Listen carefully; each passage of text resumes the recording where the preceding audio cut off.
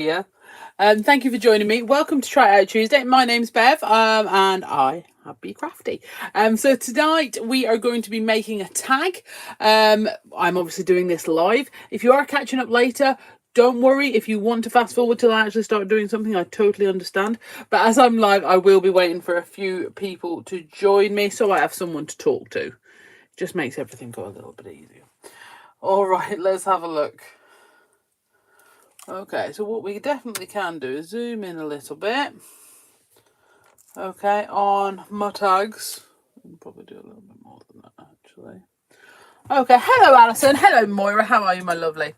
Okay, so I have had a couple of questions recently when it comes to this tag, because I put on an Instagram post a couple of weeks ago that I found some Catalyst Card 4 scraps, so I was just sticking them onto some old tags so that they didn't get lost or whatever. And then I finished one up and made this.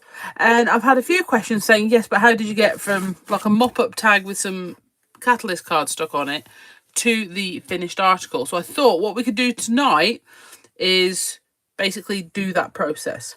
Okay, it actually is reasonably quick. I mean, I can make it take ages, obviously, because it's me, but it is actually a relatively quick process. So I'm going to get a blending mat out because I'm going to be blending some ink. Okay, but if you look, I've got the edge, I've got the white edge on there. I didn't even trim off the bit of excess. It's really not something you need to over stress about. It's just about using up some scraps and having some fun, you know. So it's really sort of a lightweight creative activity. Now you'll also see on here there's a little bit of Catalyst Collage. So what I'm going to do is I'm going to grab, I've sort of like got a bit of a scrap box here, and we're going to add on some of the bits that we might have. All right, because it doesn't just have to be. That's what, in fairness, that's a really good bit. I like that. Oh, there's my double-sided tape. Let's not worry about that right now. Okay, so yeah, I think what I'll do is I'll grab some glue. Okay, and what I'm going to do is just put some of that. Actually, we'll use that and just spread it out a little bit. We're going to stick that on. So basically, I've got the mountain piece on there because that will make me feel better about things. Okay, now while that's sticking down, what I will do next is I'm going to go to my stamped ephemera boxes, my fussy cut boxes, and pick a flower out. So for example, you can see the one I picked here, obviously. Now what I'll do is I'll pick one of these out, and basically that will help me pick my colours. See, I worry if I pick that one, I'm going to end up doing colours quite similar. So why don't we go for... So don't worry about the colours that are necessarily on the papers. Okay, let's think about the focal image, and that's what we're going to work around. So let's go with this orangey yellow mix. Okay, so that's sticking down. I'm just going to grab some scissors and cut off the excess. Probably used a bit too much glue, but that's okay. Okay, so you see on here I've also left the white bit on. It honestly doesn't matter, but you'll notice on this tag I've got another piece of just random paper, and that's obviously where I cut off one of the sides and was like, do you know what, I'm just gonna stick a random bit on. So you can just stick random bits on. They don't actually always have to have part of the plan or necessarily a greater purpose. We're just gonna, there we go. Okay, now like I said, whilst they're gluing on, I'm just gonna get up some of that excess glue. While they're gluing on, we're gonna pick out some inks to use. So we've got this one here. So I think we need to go for abandoned coral, or obviously we could go with our regular distress. It's, you know, I'm going to go with oxides because that's what I used here, but it really doesn't matter that much. But we'll go with an abandoned coral. I think we'll go with, I don't know whether to go with mustard seed. Let's go with mustard seed. Let's go with a really vivid one. Just a couple of colours. I'm going to need some sort of journaling essential style stamps, and those who are in the group will see that I did actually clean a lot of my stamps yesterday. I know. Well, I didn't say they were clean. I said I cleaned them, which means they're cleaner than they were. I didn't say they were clean. Let's just say Workshop Sunday on Sunday was fabulous, but there were a couple of backhanded comments about the cleanliness of my stamps. What? When they stop sticking, I'll wash them. Right, so I'm going to use the journal art elements too, because I've used a lot of journaling essentials recently, and I think the original journal art elements, which were sort of the first stamps I designed that were just for art journaling accessories. So I'm going to go with journal art elements 2. I just like this one. It's got a couple of borders in it. It's got a couple of circles. Lots of fun things that I think will work. Right, as usual, we go for the, is that dry enough? I think it's dry enough. All right, so I'm going to go with some mustard seed first. So I'm going to get my blending brush. You could use a blending tool for this, but I am just going to be sort of walloping some ink on. And I think a brush does sort of make that easier, because you then really don't have to worry about getting those semicircle areas. Okay. And then I'm going to use an orange brush because I don't actually have a red one. So.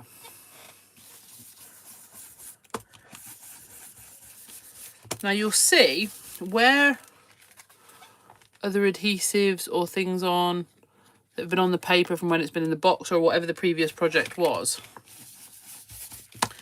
you know, it will resist the ink a little bit, but that's okay, because for me that's given it a bit of texture that there's no way you could have planned for if you'd have been making the tag completely from scratch. Okay, so that has gone incredibly orangey. So what I'm going to do is I'm going to go to my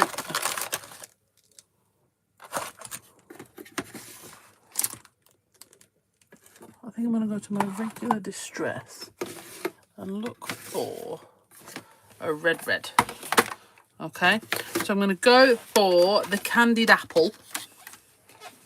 Okay, I'm going to go around the edge with this. So I didn't do this on the last one because I got the colour I wanted.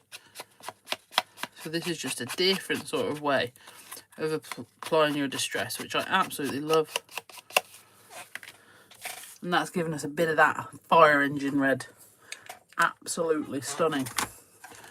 So I think we'll keep that. We'll keep that out a little bit. Okay, so, and then from here, we're going to take, so you see, these dot stamps here, they're from the new Journaling Essentials 9. Okay, so on this one, instead of doing dots, we're going to do these sort of hand-drawn stars and maybe some of these. Okay, you can put these on a mounting block if you want, but you can also just put them on your finger. I'm going to be good. I'm actually going to use one of the 5mm slims. So you see me use the super skinny slims a lot. The 5mm slims were the original acrylic block we did. And they're actually really good if you prefer something a bit thicker to grip onto. No wisecracks, please. All right, so I'm going to go in with my candied apple. Okay, and we're just going to add that in a few places, a few different sort of ways around. Okay, and just to add that on, and then I'm going to take the stripy one. These little dashes. Okay, and I'm going to get some of the mustard seed. Actually, I'm going to get the Oxide mustard seed. And the reason I'm going to do that in the Oxide is so that this stamping sits on top of all the other ink, okay? So if you use an Oxide mustard seed on top, it will show up better than if you use a mustard distress ink, okay? So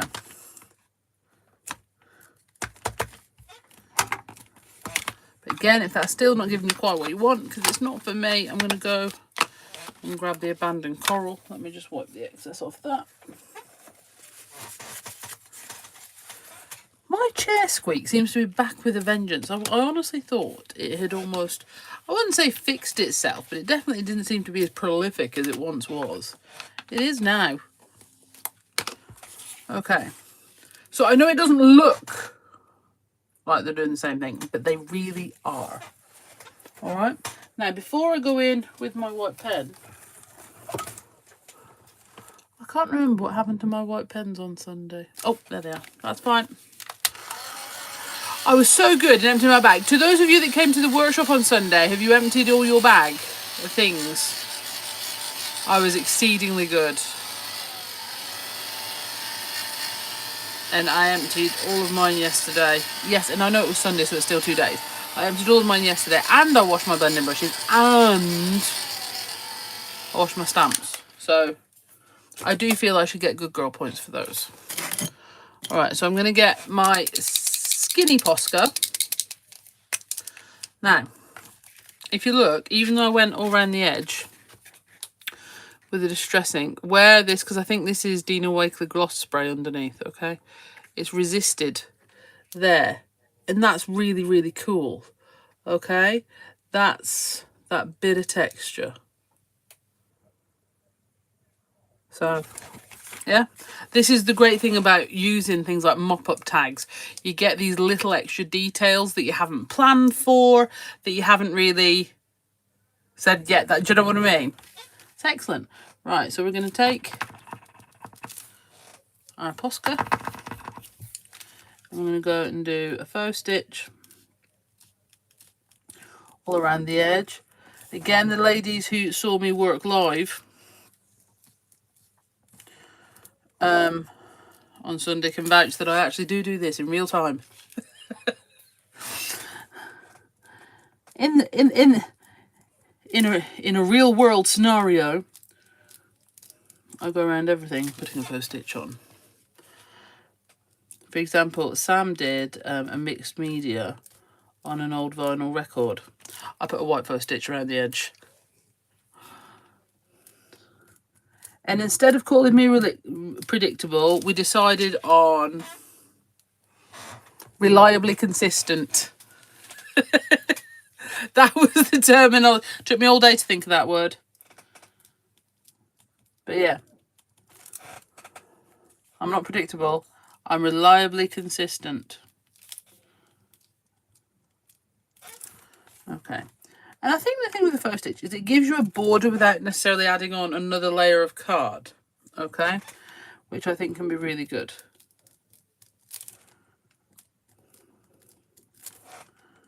So I think you'll really be able to see in a second the similarities of how these tags are going to come together.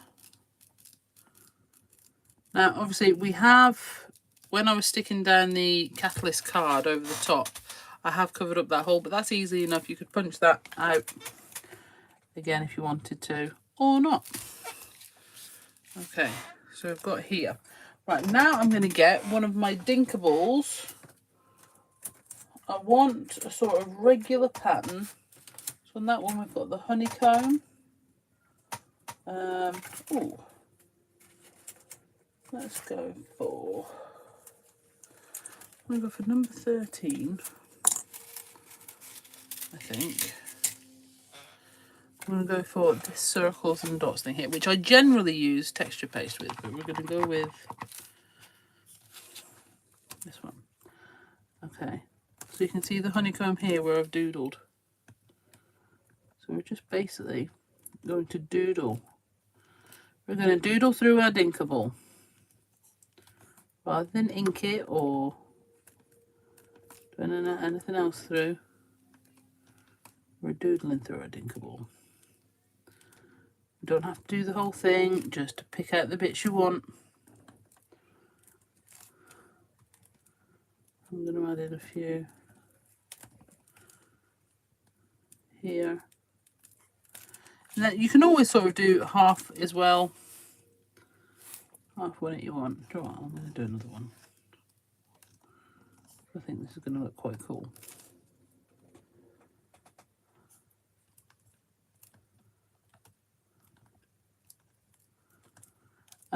Something people do say to me when I'm doing things like this is, well, how do you know it'll turn out how you want it? I don't. I have no idea. Hello, my lovely. I have no idea. I just keep going until I like it. It's that simple. What if you never like it? Then it's not finished yet, is it?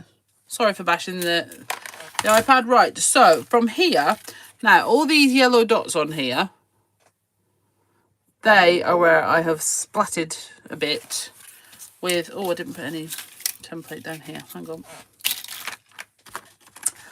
There where I have splattered with an acrylic paint marker. Now,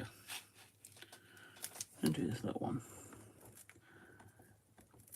When I was using the purples and pink tones, I've obviously gone with yellow. Now, I've got sort of fiery yellow and red tones, so we need something against that. So I'm thinking a blue or a green. I feel like a green's going to be even riskier, and I quite like that. I think blue and orange can, I don't know.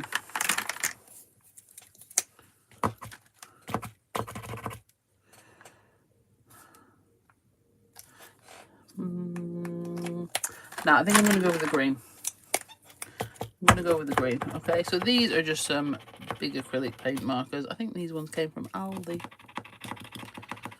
So hopefully they'll still work, because I've only used them a couple of times. So let's just keep priming that up. Will it prime up better on some paper? Let's have a look.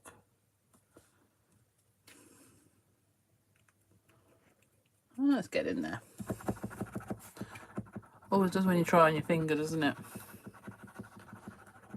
Definitely going to try and watch the replay. Yes, you should. There's loads of replays to watch. Right. I'm going to keep priming this one, but I'm also going to start priming the other one just in case.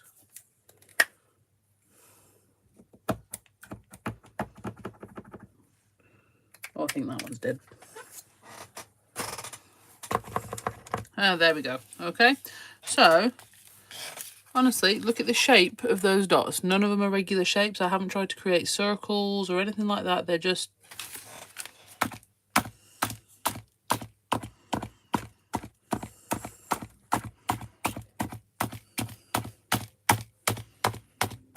see, it's very technical.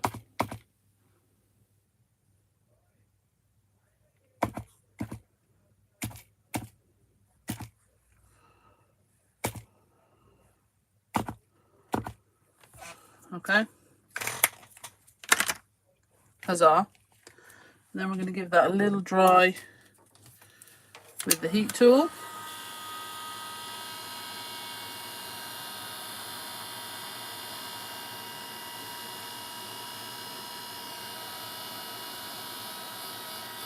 Basically, because we're going to go around those with our white pen, but we don't want the green to mix with it, so we're just going to...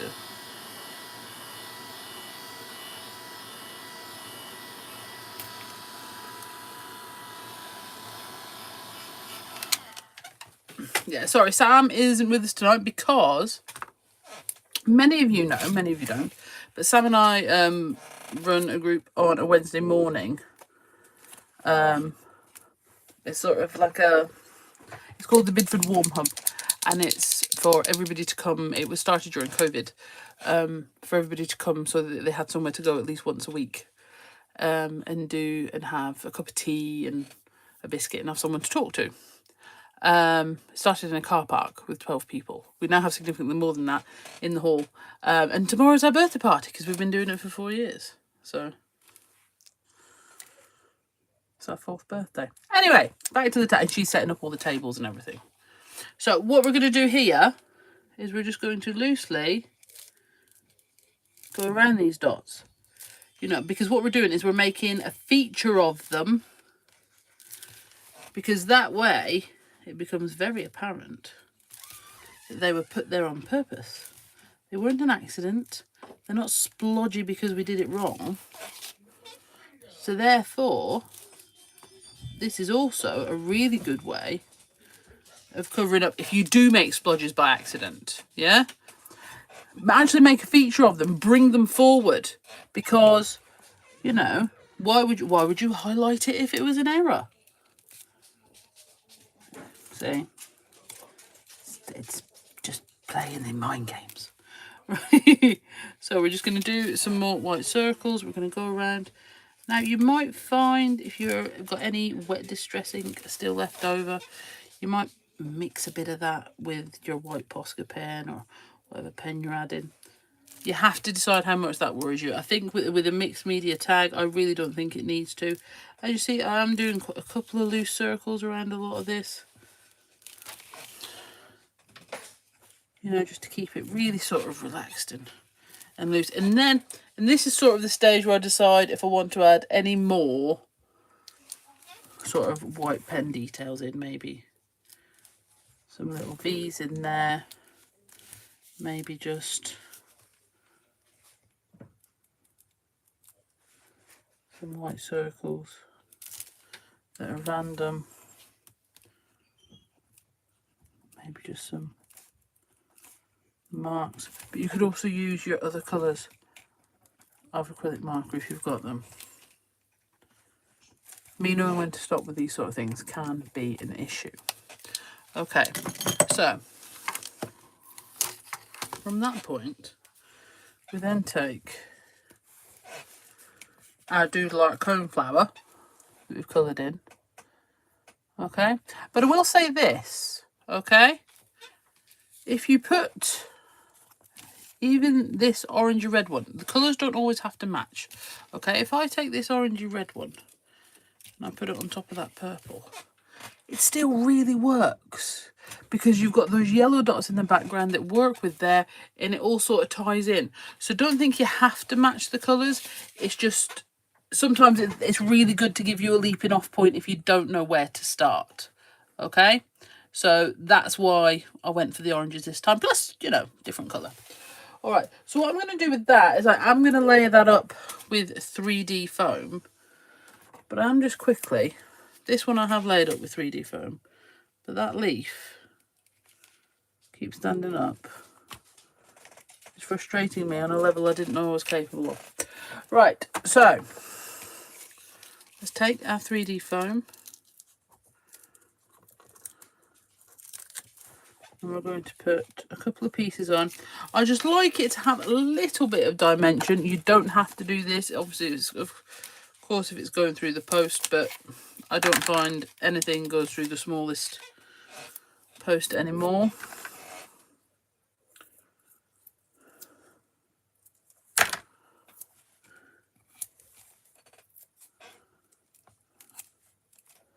Okay, and then we'll lift those off.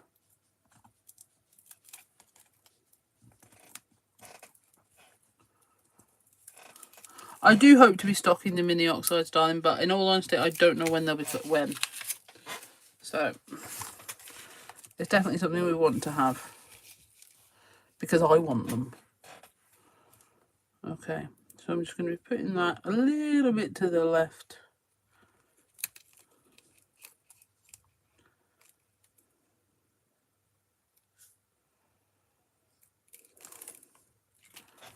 On there.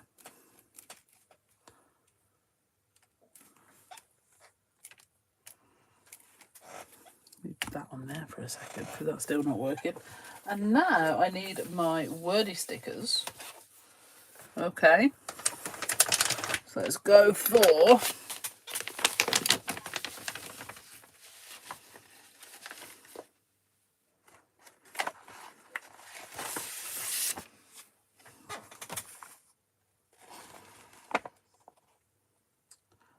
these wordy stickers here, and I'm gonna go for a bit of ridiculous. To be honest, I should have done a black stitch around the outside and done a black wordy sticker, but here we are. I'm gonna go for ridiculously fabulous because I actually really love this. I think it's really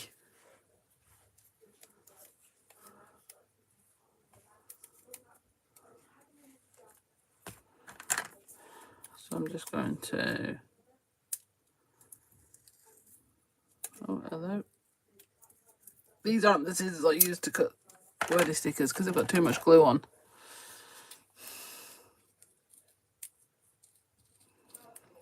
There we go. And then off here.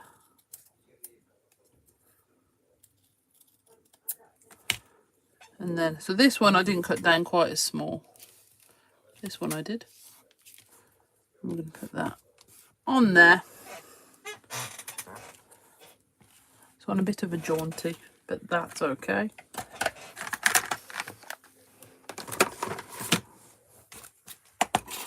So there you are. So you can see how easily something like that comes together.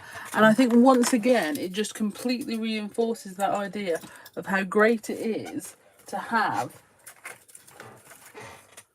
your stamped ephemera boxes, your fussy cut boxes, whatever it is you want to call them. Because it means when you are ready to create, use up some of your scraps, things like this, all of your focus pieces are ready and waiting to help you make colour choices, layout choices, because you can put them on and have a play and really sort of play with that composition until you're happy with it. Okay? And to a certain extent as well, as if it goes wrong, you can put that focal image on there and decide whether it really matters because it might be covered up anyway. All right. So unfortunately, this evening, what I am reinforcing is do not throw away those scrap paper bits. I'm sorry. I don't think it's something you would have expected from me anyway. You know, encouragement to throw any leftover paper bits. So, you know, that's fine. So definitely grab a tag. But bear in mind, you can cut your own tags. You don't have to, you know, necessarily buy tags. You can always cut your own tags out, make them up, and just really have a play with those. And it's really about creating the things that you feel like today. It doesn't have to have a purpose. It doesn't have to be, well, to be honest, I should probably get started with my Christmas. It doesn't matter. It doesn't matter. You have your craft products for you to use, and as long as you're using them in a way you enjoy, they're not wasted. Okay. All right then, guys. Thank you so much for joining me. I told you it would be quick and fabulous, and I think we have fulfilled that brief very, very nicely. Sally will be here tomorrow evening, and that is definitely something to look forward to. And then I'll be back in Crafting Together with All Brands on Thursday, hopefully, as long as something doesn't get in the way, as always seems to happen on a Thursday afternoon. So please join us when you can. Make sure you interact with any Bee Crafty posts you see on social media, and make sure you are clicked on that subscribe button on Bee Crafty YouTube channel. All right then, guys, have a fantastic rest of your week. Bye.